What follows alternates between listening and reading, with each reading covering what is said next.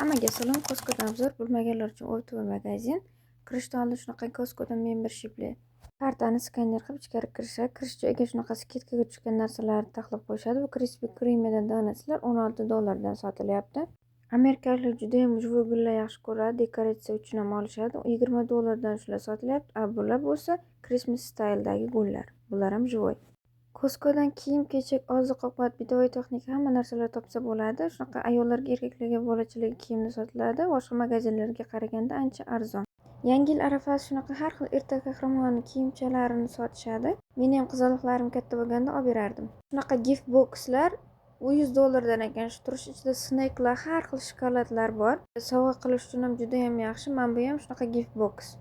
O'zi juda ham shokoladxo'rman. Endi chetda yashagandan keyin halol narsa qo'shilganmi, yo'qmi shuni bilish uchun bittalab ChatGPTdan so'rab olamiz hamma narsani. Bu bo'lsa Yaponiyaning noklari ekan. Amerikada har xil millatlar yashagan uchun hamma millatlar uchun sharoitlar bor. Sariq kivi $12, yashil kivi bo'lsa pashti $9 atrofida. Muzlatkichga kirsanglar rosa ham sovqotib ketasizlar, suyaklaringgacha. Mana shunaqangi narsalar saqlanadi bu yerda.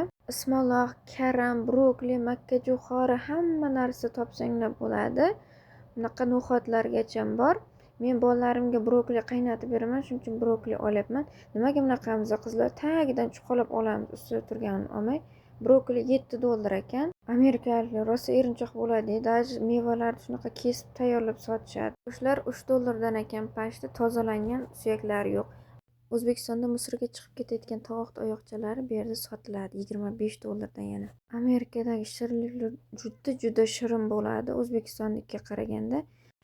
O'zi shu shirinlik yoqib qo'yganda ichida marshmallow bilan karamel bo'lgani uchun ChatGPT halol emas dedi. Shuning uchun biz mana bu shirinlikni olishga qaror qildik. Bunda fistashka, bodom, kranberi bor. Shunaqa Amerikada har xil snacklar bor. Zakuska qilib yeyishadi. Turli xilini topsanglar bo'ladi.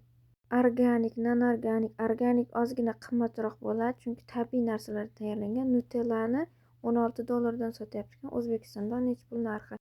Videoni oxirigacha ko'rganlar uchun rahmat. Like bosib obuna bo'lib qo'yish esingizdan chiqmasin.